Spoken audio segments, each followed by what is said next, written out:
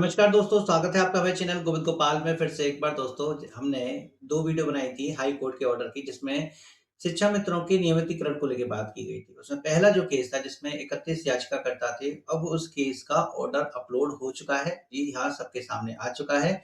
उस court order में क्या कहा है, क्या लिखा है, आज उसको लेके इस बात करेंगे हम इस वीडियो में। क्या उसमें शिक्षा मित्रों के नियमितीकरण को लेके सरकार से कहा गया है या नहीं कहा गया है? जो भी है, सारी डिटेल आज इस वीडियो में लेंगे। इस वीडियो पे से बने रहिएगा, लास्ट तक ज़रूर देखिएगा। कोर्ट का जो ऑर्डर हुआ वो 31 शिक्षा मित्रों की याचिका है और उसमें जो बात है कि ये केस किन-किन बीच लड़ा गया है। बात ये है कि 31 या जो शिक्षा मित्र थे, उन्होंने नियमितीकरण की माँग की है। उत्तर प्रदेश के प्राथमिक विद्यालयों में ये कार्यरत हैं और इन्होंने कहा है कि हमें नियमितीकरण हमें मिले या फिर समायोजन मिले, जो भी हो लेकिन हमें नियमित करो। यूपी बेसिक शिक्षा परिषद और राज्य सरकार इसके जो है प्रतिवादी हैं और यहाँ पर अपर मुख्य सचिव गृह शिक्षा उत्तर प्रदेश शासन प्रतिवादी संख्या दूसरे हैं। इनको क्या ज़िम्मेदारी दी गई है इस कोर्ट केस के ऑर्डर में, क्या ज़िम्मेदारी दी गई है? हम बताएँ इसमें कि याचिकाकर्ताओं ने 4 प्रमुख माँगें माँगी हैं इसमें। पहली है कि नियमितीकरण, नियमित सहायक शिक्षक के पद पर विनियमित किया जाए और दूसरी क्या है कि पदों का सृजन किया जाए। ऐसा ना हो कि पद ही ना हो, अगर पद ना भी हो तब भी आप इनके लिए पदों का सृजन करें। तीसरा समान वेतन होना चाहिए। शिक्षकों के समान वेतन होगा तभी इस याचिका का कुछ अर्थ निकलेगा, क्योंकि उसमें नियमितीकरण का मतलब समान कार्य समान वेतन से ही है और नए आवेदनों की स्वीकृति हो। ये भी बताया गया है कि अभी तक तो 31 याचिकाकर्ताओं को बात कर रहे हैं, लेकिन हो सकता है कि ये नए आवेदनों की स्वीकृति इसमें दे दिया है, सबको इससे लाभ मिल जाए। तेज बहादुर मौर्य केस के अनुसार नए आवेदन भी स्वीकार किए जाएँ। अब आगे बढ़ते हैं इसी केस को लेके। तो मजबूत कानूनी आधार क्या रहे हैं? सुप्रीम कोर्ट के फैसले रहे हैं जो इस केस में लगाए गए हैं। हाई कोर्ट के पूर्व आदेश हैं, जैसे तेज बहादुर मौर्य केस है और ये कैफी अहमद खान, इन दोनों के कोर्ट ऑर्डर हैं, उसमें नियमित किया गया है, तो इसमें शिक्षा मित्रों को भी नियमित किया जाना चाहिए। शिक्षा मंत्रालय का निर्देश भी है, महत्वपूर्ण सुप्रीम कोर्ट के जजमेंट भी हैं, जग्गू का केस, श्रीपाल, धर्म सिंह, भोलानाथ, ये चारों केस ऐसे हैं जो इसमें रेफरेंस पर लगाए गए हैं, जिसकी वजह से केस जो है शिक्षा मंत्री के पक्ष में गया है। ये चारों केस क्या हैं, इनको लेके हम बाद में अपडेट दे देंगे, वीडियो बना देंगे सब पर। लेकिन फिलहाल ये है कि चलिए कोर्ट ऑर्डर अपलोड हो गया और उससे बात स्पष्ट हो गई कि आखिर अब होना क्या है। कोर्ट रूम की बहस क्या थी?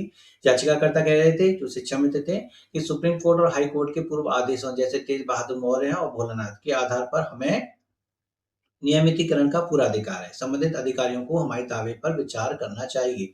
और प्रतिवादी यूपी सरकार क्या कहती है कि शिक्षा मित्रों की संख्या बहुत ज़्यादा है, लार्ज इन नंबर, इसलिए नियमितीकरण के पर विचार करने और उचित आदेश पारित करने के लिए उन्हें पर्याप्त समय की आवश्यकता होगी। क्योंकि यहाँ पर इतनी ज़्यादा शिक्षा मित्रों की संख्या है कि उसके लिए उस पर सरकार को पर्याप्त समय चाहिए। और ये शब्द हमने जब भी सुना था, जब समान कार्य with समान वेतन के लिए, कह लीजिए कि मानदेय वृद्धि के लिए जब हाई कोर्ट में केस चल रहा था, तब भी सरकार ने यही कहा था कि शिक्षा मित्रों की संख्या बहुत ज़्यादा है। शिक्षा मित्रों का मानदेय बढ़ाने के लिए एक विचार करने के लिए हमें ज़्यादा समय चाहिए। वही बात यहाँ आती है कि बहुत ज़्यादा शिक्षा मित्रों की संख्या बताकर समय सरकार ले रही है। असली कोर्ट ऑर्डर का विश्लेषण कर लेते हैं कि कोर्ट ऑर्डर में क्या-क्या लिखा हुआ है। ये पैराग्राफ जो सेकंड है, इसमें उन्होंने कहा है, जो मुख्य माँग है शिक्षा मित्रों की, कि उन्हें सुप्रीम कोर्ट के फैसले जग्गू श्रीपाल धर्म सिंह के अनुसार नियमित किया जाए। ये पैराग्राफ सेकंड में है। बाकी पैराग्राफ थर्ड और फोर्थ में वकील साहब ने क्या-क्या बहस की है, उसको लेके उन्होंने स्पष्ट किया है कि याचिकाकर्ताओं के वकील ने तेज बहादुर मौर्य और कैफी अहमद खान केस का हवाला देकर उन्हें नियमित करने का हक बताया है। वहीं सरकारी वकील ने दलील दी है कि शिक्षा मित्रों की बड़ी संख्या होने के कारण फैसला लेने में थोड़ा समय लगेगा। दोनों वकीलों ने अपनी बात कह दी।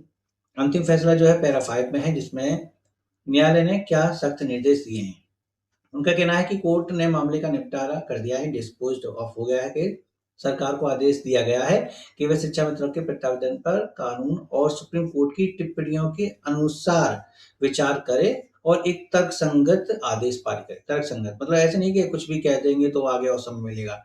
ये डेडलाइन है, 6 महीने के अंदर उन्हें एक ऐसा आदेश पारित करना होगा जो नियमों के अधीन होगा, चाहे उसमें सुप्रीम कोर्ट के आदेश हों, सब हो, सबको दिमाग में रखते हुए उन्हें एक आदेश पारित करना है। सरकार के लिए सख्त निर्देश दे दिए हैं। कोर्ट के 6 सख्त निर्देश दिए हैं। यहाँ पे प्रत्यावेदन है, 3 सप्ताह के भीतर विस्तृत आपत्ति या प्रत्यावेदन प्रस्तुत करना है। ये कौन से हैं? ये 3 सप्ताह के अंदर उन 31 याचिकाकर्ताओं को फाइल अपनी जमा करनी है। किनके पास? जो सचिव हैं, उनके पास जमा करनी है। सुप्रीम कोर्ट के मानक फैसले लेते समय ऐसी-ऐसी की पुरानी टिप्पणियों का पालन किया जाएगा। यानी सुप्रीम कोर्ट के जो मानक हैं, यानी जो अभी केस बताए जग्गू के, उधम सिंह के, उनमें जो-जो रियायत दी गई है, राहत दी गई है याचिकाकर्ताओं को, वही राहत शिक्षा मित्रों को भी इस केस में मिले। यानी नियमितीकरण और वेतन उनको मिले। इसलिए उन्होंने कहा है कि सुप्रीम कोर्ट के फैसलों को नज़रअंदाज न करे सरकार, उन केसों को भी ध्यान में रखते हुए ही फैसला ले कि इन 6 महीनों में सरकार क्या करने जा रही है। सुनवाई का अवसर भी दिया है कि संबंधित पक्षों को उचित सुनवाई का मौका भी मिले। ऐसे नहीं कि बस ऐसे ही आदेश निकाला जाए, सबको जो है सुनने का मौका मिले। कानूनी विचार क्या है?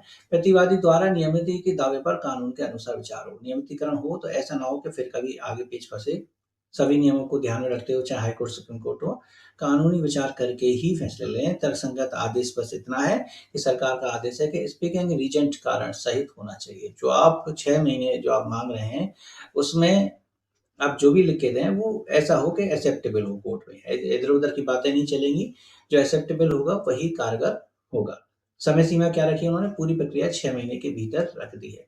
6 महीने का मतलब उन्होंने तो वैसे 2 महीने का समय दिया था, लेकिन 6 महीने का पूरा समय दिया गया है। इस 6 महीने में आप सरकार जो है शिक्षा मित्रों के लिए कुछ भी सोचे, कैसा भी सोचे, चाहे नए पदों का सृजन करे, सहायक शिक्षक नहीं हो, यानी सहायक अध्यापक नहीं बनाना हो तो कोई नए पद का भी सृजन करे, लेकिन इनको नियमित करे और समान कार्य समान वेतन दे। ये बात इसमें कही गई है। आगे क्या है कि महत्वपूर्ण समय सीमा निर्धारित है। देखिए 23 अप्रैल 2026 को ये आदेश जारी हुआ है और बात करें इसकी कि 3 सप्ताह के अंदर यानी 14 मई 2026 तक इन 31 याचिकाकर्ताओं को अपना प्रत्यावेदन देना है अपर मुख्य सचिव बेसिक शिक्षा के समक्ष। जब ये देंगे तब उनकी फाइल पर काम आगे होगा। जब तक फाइल नहीं जाएगी तब तक उस पर काम नहीं होगा। यानी कि एप्लीकेशन आई तब अपर मुख्य सचिव उस पर सोचेंगे कि इनको कैसे स्थायी करें, कैसे नियमित करें। फिलहाल अभी 31 पे ही काम चलेगा। सभी शिक्षा मित्रों के लिए नहीं है।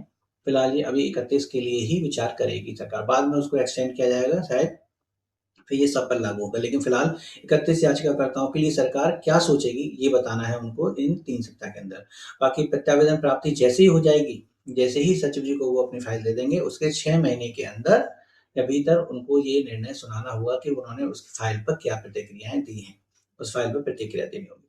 तो कुल मिला के ये है कि फिलहाल जो रिज़ल्ट आएगा वो 31 याचिकाकर्ताओं के ऊपर आएगा, फिर उसके बाद सभी शिक्षा मित्रों पर इसका फैसले का असर देखा जाएगा।